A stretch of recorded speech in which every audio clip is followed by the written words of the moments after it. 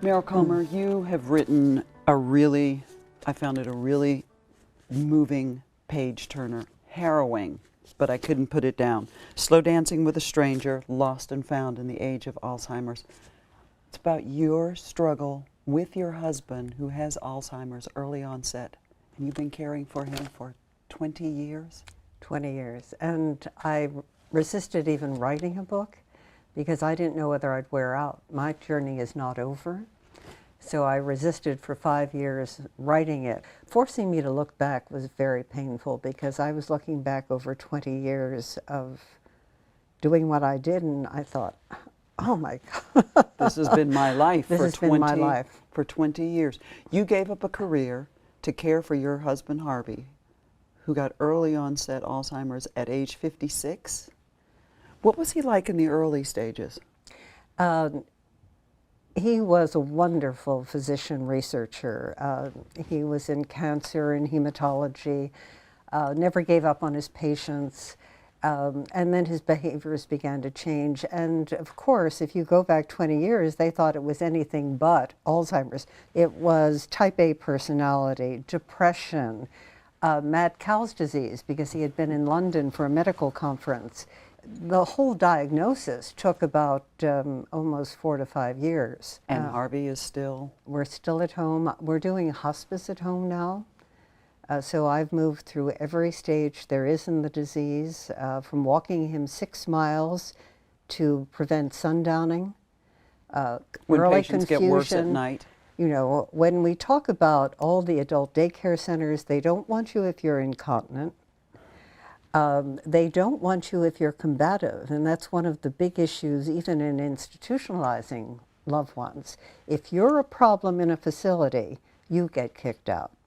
They don't like difficult patients because it messes up the management. So and my husband was a difficult patient, young, strong, in denial, and dangerous because he was so physically strong. How have you managed at home all these years, and what are the things that you physically have to do? I do everything. There's actually a woman who approaches you after she's read your book, and you write about it, and she says, after you've given a speech, and she says, you know, frankly, I don't want to be like you. I don't want anybody to be like me, which is why I actually wrote the book. I wanted people to know they're not alone, because you really feel alone. You are so isolated. You don't get out, even when you try. And that's why the support services that are out there often don't get used. They're only learning about early onset now. Advanced aging issues around dementia, late stage dementia, was something that was more typical. But now we're outliving the heart disease, we're outliving the cancer, we're outliving many of the diseases. And now we're faced with this fatal neurodegenerative disease. And this is a disease where your brain does not live as long as your body. That's the heartache. The first things that go are inhibitions. So social improprieties, things that you would never do in public, start happening. So you pull your loved one away to protect their dignity. I used to bathe, shave, and dress my husband and take him out. And if you kept moving at a party, no one would know. They thought he was fine. They thought he was fine because they weren't listening. They weren't paying attention. Now when I walk into a party, my antennae are up. Denial is dangerous in this disease. It's dangerous for families. It's dangerous for caregivers. One of the challenges with early onset patients who are advocates is the caregiver is silent, because we don't want to take away that last moment from a loved one. But what's going on at night, or things, you know, coming out of the woodwork at you, the paranoia at night, or the anger and hostility that you've held together, you take out on family members. So it is really, it's a dynamic disease. When I say slow dancing with a stranger, it is dynamic. Both in what it does to the human being that you love and had a relationship. Many people don't like being called caregivers because it changes the dynamic of the relationship. Harvey is my husband. I'm caring for my husband. caregiver means you've been at it a long time, and nobody sees themselves quite that way. But you do it with purpose. You do it for love. You do what you can to take care of a loved one. And if you have a difficult patient, as Harvey was, no facility wanted us. Mm. And then on top of that, your mother is diagnosed with dementia. My mother, all the classic signs, but she lived alone. I was busy with my husband. My mother was hiding out, and then I went to visit her, and she only wanted attention from me, so I was taking care of my husband running, and I began to observe her pulling back. It's when they pull away from you, and the dialogue that you usually had, they cover up. They cover up. So at this point, you are caring for your husband and your mother? Right now, my mother is ensconced in my dining room, and she didn't like my husband well. So when social filters come down, and she's prickly. So you've got a prickly husband upstairs and a prickly mother downstairs. I have, yes. My mother is prickly, but it's the mother-daughter dynamic, all these family dynamics come into play. This is a disease that either brings families together or tears them apart, quite frankly. How have you done this for 20 years? I don't know. When I wrote the book, I got very depressed, quite frankly. I just did it. I also did it because the doctor said,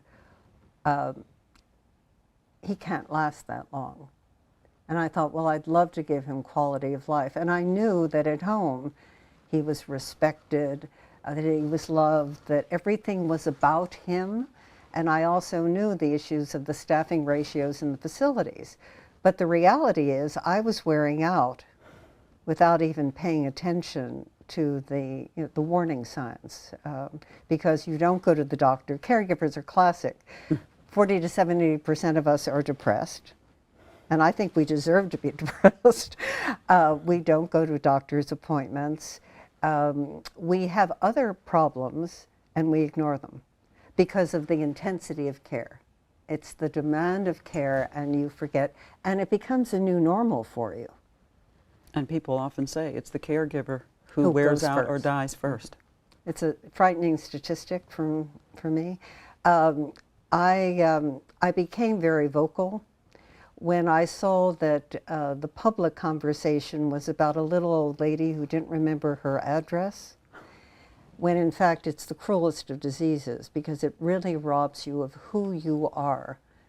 And as was written in the book, Being Mortal, you want to be the author of your story, and you lose control.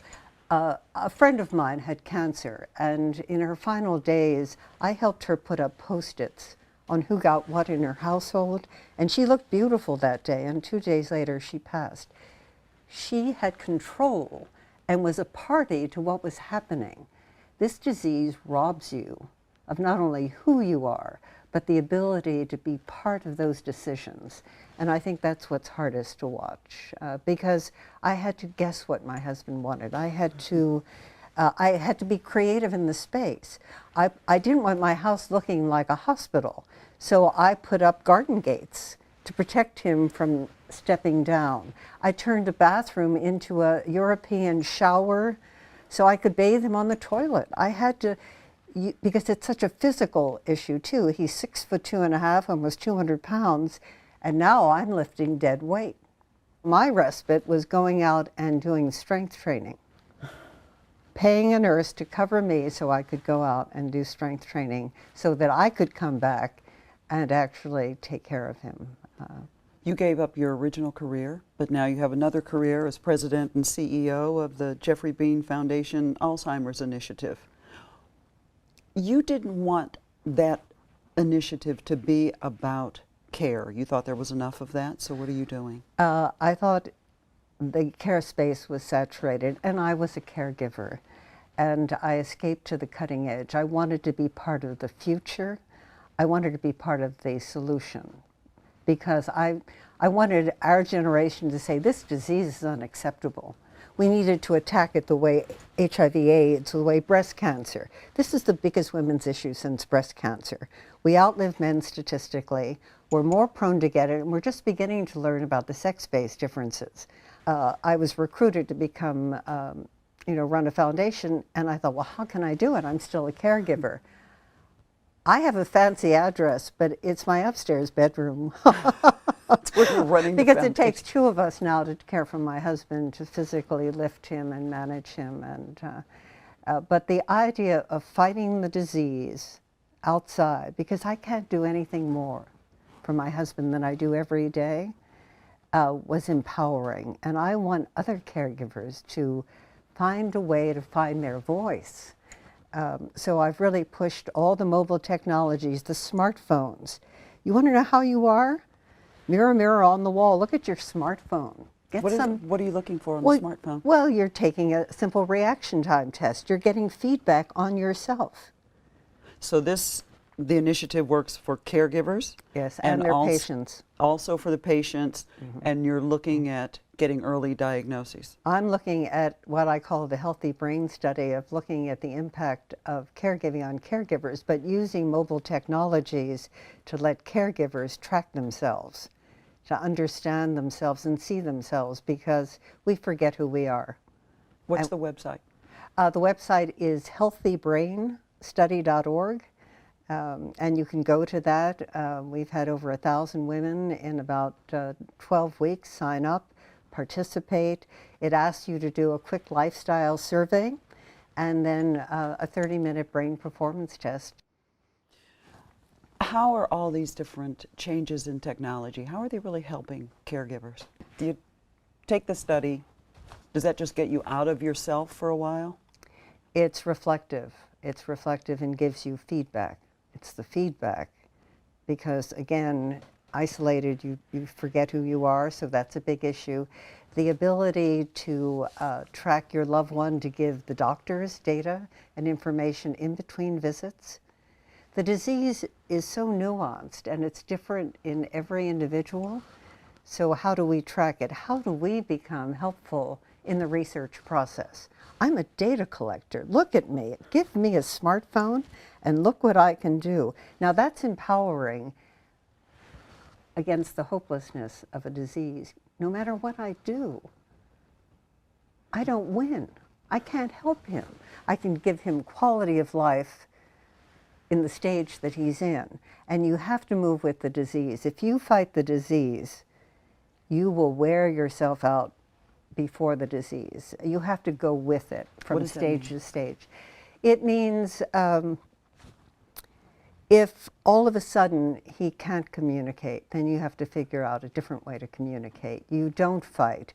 If it's repetitive conversation, I act like it's the first time I ever heard it. And I always made him part of the conversation. I never talked about him to a doctor in front of him as if he wasn't part of the conversation, because you have to believe that there's always something inside to reach.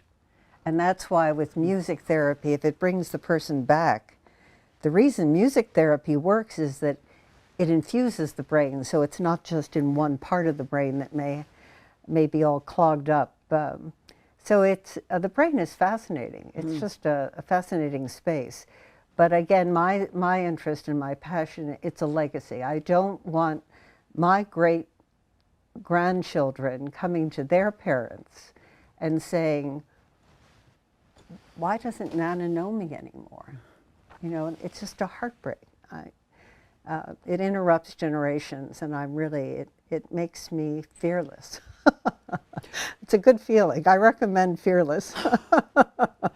What are the 3 most important things you've learned over caring for your husband, your mother, writing your book? What are the 3 most important things that you can pass on to other caregivers?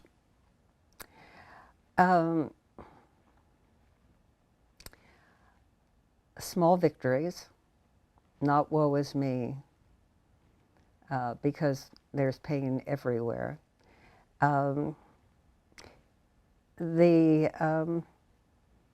Being always vigilant about your own security and health, because the disease is tricky. So don't endanger yourself or others. Anticipate, anticipate, anticipate. And information.